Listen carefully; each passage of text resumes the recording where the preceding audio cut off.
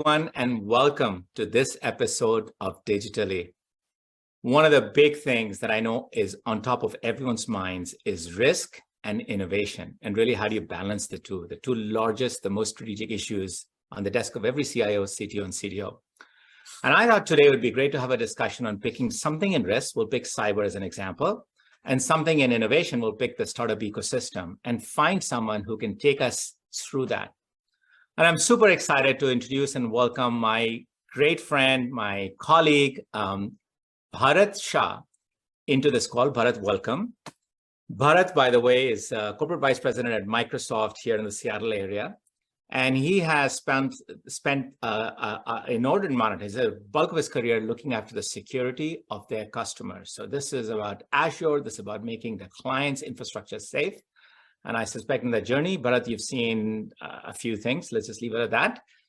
We don't want to hear all of that, but we want to hear some of the takeaways that we can learn from. But also, Bharat, you've done something very interesting. You've now actually switched into a very different role, and you're almost like an EIR, an entrepreneur in residence, or a venture partner within Microsoft that is serving and working with startup and startup ecosystems. And so you have a really great perspective, and I thought we'd kind of cash in on both of those. So all of that said, Bharat, once again, welcome. Really, really thankful for you to being here. Sanjay, thank you so much. Thanks for having me. Super excited to be here. I watch your episodes and I think they're great. Very kind of you. Very kind of you to say that. But let me ask you the first question, which is, how did you get to the role you're in? I mean, it's just an amazing role, so aspirational. But what were the turns you took to get here? So let me talk about cyber, and then we'll talk about the current role, if that's okay with you. So cyber. Perfect. I'd say that I was very fortunate again. I got that opportunity. It's one of the most exciting and exhilarating jobs I've done at Microsoft. I think I was asked to lead a team to defend Azure through its hyper growth. It's still growing really, really fast. A very challenging and interesting problem. And so that's kind of where I started. And then along the way, we were securing Azure, but we had to convince customers that, hey, use Azure, we'll do a better job or as good a job, and in some cases, much better job protecting your assets. So that exposed me to customers, learned what customers need as they make the transition to SaaS and Azure. Got me an opportunity to then go build a security portfolio of products that we offer to our customers. And so there were two different jobs, but they're highly interrelated. What I build for Azure, I can offer to customers. What I learned from customers and their security challenges, I can also use in Azure. So fascinating job. And so I've really, really enjoyed it. That's amazing. That's amazing. I can tell, Bharat, just with your energy and every time we interact. You know, what's really interesting for me is you get to see almost everything, just given the scope of what you do. You secure some of the largest corporations across the world, so you see everything. And I have to say this, right? Most of my CISO friends tell me this. It's like the job is getting harder every single day. Why is that? It's a great question. I think the cyber scan are really a multifaceted, multidisciplinary field, and I'll just quickly talk about a few things. Number one, economics. If you're creating economic value, well, you're going to have challenges. And these days, software is driving more economic value creation than anything else, and so you're right in the thick of it. There's a lot of the progress, the rate of change, very high. You write new stuff, but you don't shoot old stuff as fast. So now you've got a bigger set of things that you're to kind of secure. Everything's getting highly interconnected. Fourth industrial revolution, IoT powered manufacturing, retail, drilling, oil and gas, more interconnected, more software transformations, all about using software in every facet of your life. So much more software, potential vulnerabilities in that will get exploited. And then, you have to say that we've democratized software, and that's great. It helps us. Like I can do deep neural nets on my network, on my laptop, right? But the same democratization also helps the hackers. They can sit somewhere in forsaken places and attack us over here. And then, of course, there is the rise of nation-state actors and kind of what all is being kind of done, right from IP theft to kind of going after specific actors. So there's a lot of things, lot of things going on. But it goes back to the economics. I'd say that if you weren't creating so much value, your life would be a little bit better. It certainly explains, and everything you said about how the complexity is just increasing and all of the technology they're bringing out can serve both sides of the equation. And so I get that completely. I knew that coming in, but you did throw some new light for me, which is you almost, to be a CISO, almost have to be an economist. You almost have to be a political scientist, because you're right. Those things drive this just as much as anything else. And so that's really interesting. Okay. So we set that as a backdrop, and this is, of course, a very complex and a challenging field. What do you do about it? Like if I was a new CISO in a new company, what can I learn from you that I can apply? Yeah, so I'll quickly I'll bucket it into 3 or 4 things. So let's start with what I'll say basics, right? You've got to get the basics right? Have a good handle on your assets. Make sure that they are up to date with security patches, up to date with software, correct security configuration. You just multi-factor everywhere for all your employees. You just got to go get that done. Basics is not sexy. It's not glamorous, sorry, better word, but it is also, it's not easy. But without that, I wouldn't even chase any fancy mouse traps. You just got to get the basics. So that's number 1. Number 2 is kind of what I kind of alluded to, is the complexity. You know, in the good old days, there was somebody who said everybody must use Linux and everybody must use Mongo, right?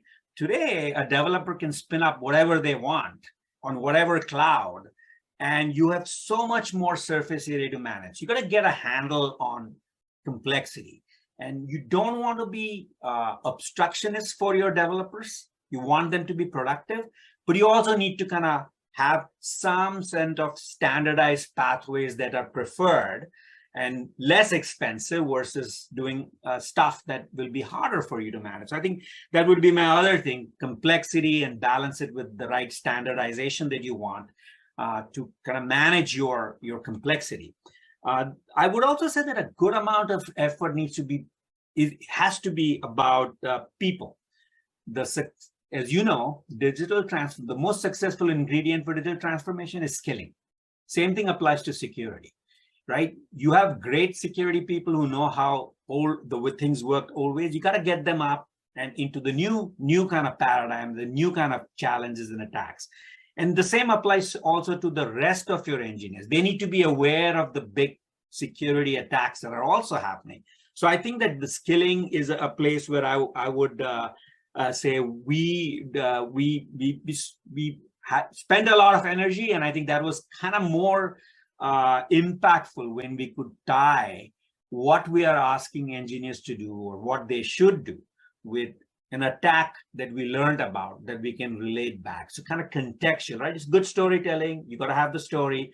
In this case, an attack on that we read about and how it could impact them would drive this thing. And then we as a cloud company had to have a good discipline around embracing the red, learn from every outage or learn from every mistake. I think that the right leadership, Satya, Scott, embrace the red, get them to understand what went wrong. And if you can kind of systematize it, then the other developers can learn. I mean, nobody has a monopoly on using something incorrectly. Everybody will do it. So the more you teach, more you get them exposed, the better it gets. And finally, I think one of the things that I would highly recommend is that, security has to be everybody's business. It can be, there's a security team. Of course, they're accountable, but everybody needs to do their part. And the example I'll give, and again, don't want to make a political thing, but just taking the good out of the thing that I've studied over the years. Take someone like Israel, 8 million, surrounded by 300 million hostiles. Things are, of course, much better these days, but go back to 70s, 80s, 90s. And they didn't survive, they thrived. And it was simple, right? It was everybody's job. Everybody looks left to right. And you of course send them to military training, and then so you got to make it everybody's job. And I think that's the way that if you can get that, that's kind of the big breakthrough. Bharat, I mean, this is so insightful. I mean, here you are probably, and I want to put numbers out there. I mean, think about the Azure infrastructure. I think with the number of companies that are running the businesses on it. I mean, you're basically ending up securing a good chunk of the businesses across the world. And you've put it in such simple terms of getting the culture and the people piece right, getting the engagement right, getting the embracing the complexity, embracing the red, as I think you called it, and being able to learn from it and put it back into practice, and really getting the fundamentals right before you even start all of that. I think it's just advice that any one of us could take to heart. And I know that there's so much to reflect in there. I do want to change gears a little bit, because one of the areas, Bharat, I'm also intrigued and interested in is you've sort of moved into a completely new role. And there you're actually almost a venture partner for the company, and you're working with all these startups. And so now I bet, like, when you look on the innovation side of the spectrum, you've got different observations. And what are some of the 2 or 3 things that excite you about the startup ecosystem, and what are you getting there?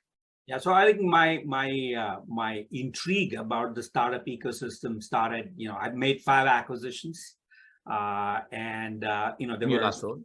in the last 8-ish years, and I had a view of the problem, but a founder's view and how they think about it differently, how they are brave and bolder, and we think about how hard something could be, and they're like just chipping away. So for me, there was a great learning, just being surrounded by these 5 founders and their teams.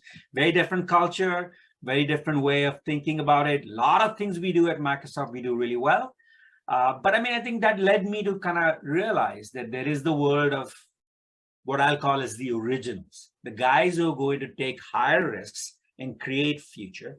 And then there are others, the incumbents, if I may say so, who are also super important, where they'll go make 10%, 5%, 6% improvements on what we knew. But a lot of the future starts and is being created by the original. So I'm a big fan of that. So that was kind of what motivated me into kind of going and looking at it and kind of immersing myself in the startup world. And it's been a fascinating journey, So what do I see in the startup world? I mean, I think that the OpenAI and Azure OpenAI has lit a fire in the startups. I mean, we can, at least, we're like I wouldn't say overwhelmed, but we love it.